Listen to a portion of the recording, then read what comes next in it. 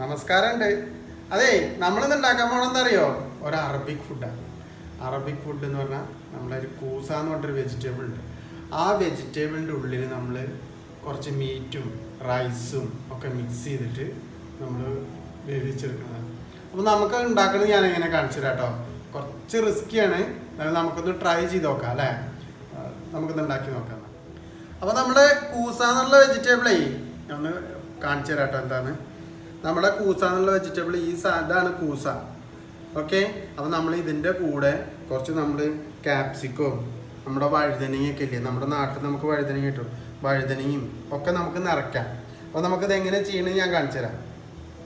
Okay. നമ്മൾ ആദ്യമേ ഈ കൂസയുടെ ഉള്ളിലുള്ള സാധനങ്ങളൊക്കെ എടുത്ത് മാറ്റണം. അപ്പോൾ നമുക്കതൊന്ന് എടുത്ത് മാറ്റിയാലോ? ഞാൻ കാണിച്ചു തരാം എങ്ങനെ എടുക്കണമെന്ന്. നമ്മളത് എടുക്കണ ഒരു സാധനം ഉണ്ട്, നമുക്ക് ഇല്ലാത്തവർക്ക് നമുക്ക് കത്തി വെച്ചിട്ടും അതിൻ്റെ ഉള്ളിൽ നിന്ന് എടുക്കാം. ഞാൻ എന്തായാലും കാണിച്ചു തരാം, നിങ്ങൾ നോക്കി നോക്കി.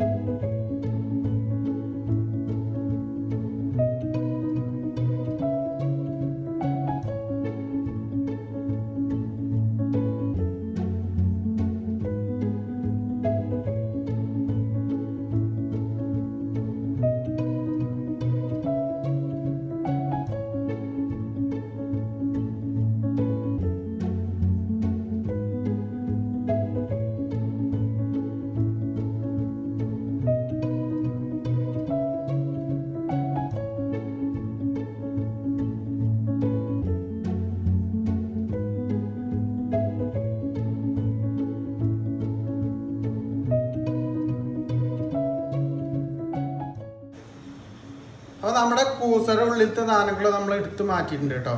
അപ്പോൾ നമുക്കിത് കേട്ടോ ഇങ്ങനെ ആയിട്ടുണ്ട് കേട്ടോ. നമ്മളെല്ലാം ഇതിൻ്റെ ഉള്ളിൽ എടുത്ത് മാറ്റി. ഇനി നമുക്ക് ഇതിൻ്റെ ഉള്ളിൽ നിറയ്ക്കാനുള്ള സാധനം ഉണ്ടാക്കാം. ഓക്കെ, നമുക്ക് നിറയ്ക്കാനുള്ള സാധനം കൂടി ഉണ്ടാക്കാം കേട്ടോ.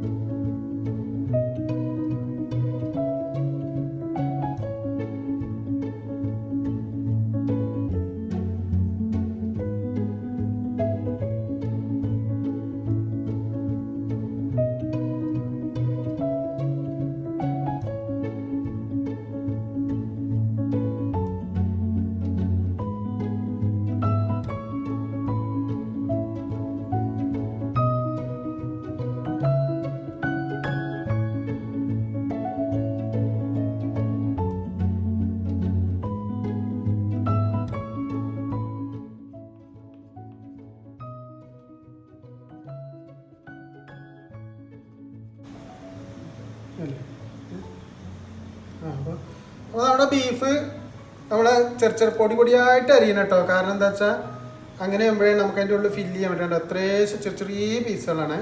ഇങ്ങനെ അരിഞ്ഞിട്ട് നമ്മൾ റെഡിയാക്കി വെച്ചിട്ടുണ്ട്. ഇനി നമുക്കിത് മിക്സ് ചെയ്യാം അല്ലേ. നമുക്കിത് അതിൻ്റെ ഫില്ല് ചെയ്യാനുള്ള സാധനങ്ങളുടെ കൂട്ടത്തിൽ മിക്സ് ചെയ്യാനുള്ളതാണ് ഈ ബീഫ്. അപ്പോൾ നമുക്കിത് മിക്സ് ചെയ്യാം. അപ്പോൾ നമുക്കിത് ഫില്ല് ചെയ്യാനുള്ള മിക്സ് ചെയ്യാം കേട്ടോ. അപ്പോൾ നമ്മളെന്തായിട്ടുണ്ട്, നമ്മളൊരു ഗ്ലാസ് അരി എടുത്തിട്ടുണ്ട്. അരിക്ക് നമ്മൾ ഈ ചോപ്പ് ചെയ്ത സാധനങ്ങളൊക്കെ ഇട്ടിട്ടുണ്ട്.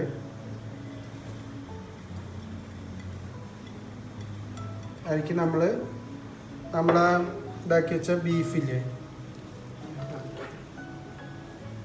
ഇതാ ബീഫ് ഇട്ടിട്ടുണ്ട്.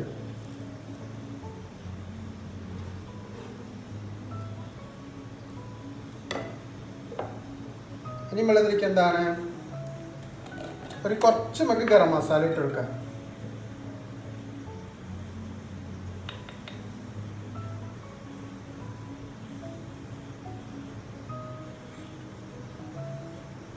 നമ്മളെന്താ വെച്ചാൽ കുറച്ച് സ്പൈസി ആയിട്ട് ഉണ്ടാക്കണം കേട്ടോ, കാരണം നമുക്ക് കുറച്ച് എരിവും ഇതൊക്കെ വേണം. പിന്നെ അരിക്ക് 1 ടീസ്പൂൺ മുളക് പൊടി ഇട്ട് വെക്കാം.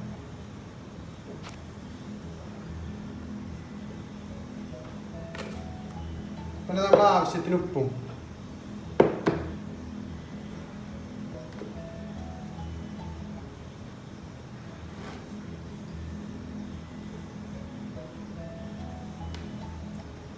പിന്നെ നമുക്ക് ഇതിലേക്ക് കുറച്ച് ഒലീവ് ഓയിൽ ഒഴിച്ചു കൊടുക്കാം കേട്ടോ.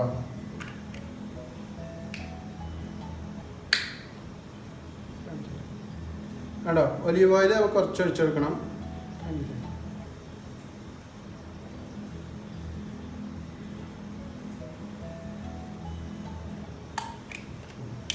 ഇത് നല്ല മിക്സ് ചെയ്യാം.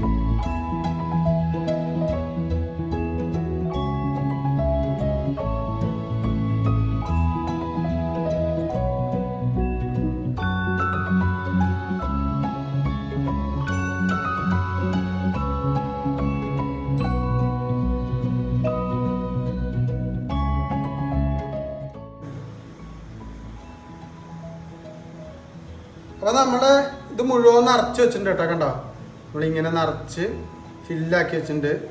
നമ്മൾ ഇതിനകത്തൊക്കെ നിറച്ചിട്ടുണ്ട്. കേട്ടോ, കണ്ടില്ലേ, ഇതൊക്കെ നിറച്ചു. ഇതാ നിറച്ചു. നമ്മളെ ക്യാപ്സിക്കൊക്കെ നിറച്ച് വെച്ചു. ഇതാ ക്യാപ്സിക്കൊക്കെ നിറച്ച് ഒക്കെ നിറച്ച് വെച്ചിട്ടുണ്ട്. അപ്പോൾ നമ്മളിനി എന്ത് ചെയ്യണം?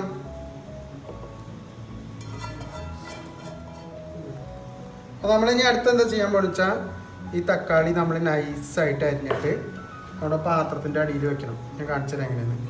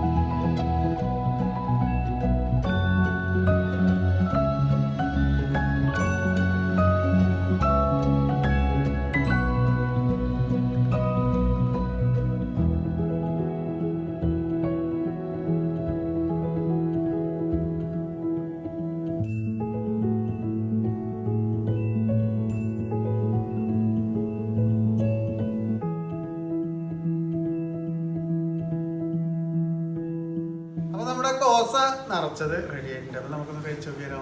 കഴിച്ചു നോക്കാം അല്ലേ?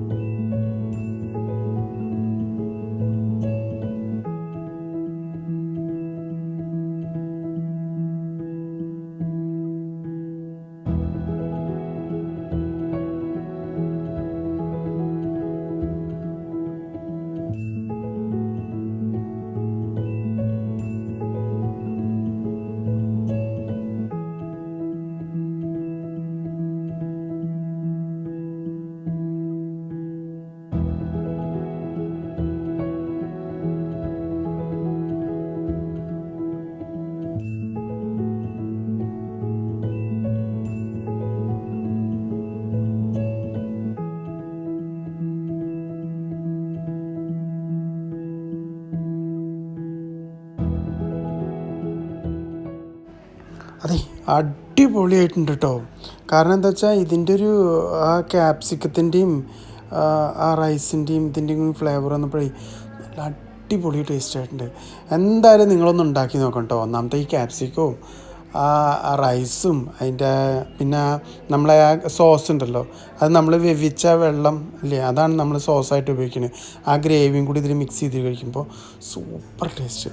എന്തായാലും നിങ്ങളെല്ലാവരും ഒന്ന് ഉണ്ടാക്കി നോക്കണേ.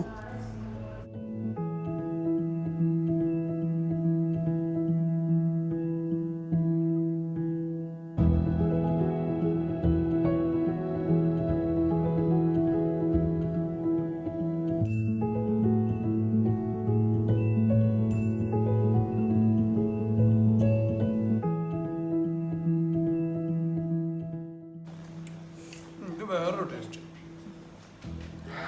ടേസ്റ്റ് സൂപ്പറായിട്ടുണ്ട്. എന്തായാലും എനിക്കിഷ്ടമായത് ക്യാപ്സിക്കത്തിൽ നിറച്ചതാണ്. അപ്പോൾ എല്ലാവരും ഒന്ന് ഉണ്ടാക്കി നോക്കാം, അഭിപ്രായം പറയാം. Thank you.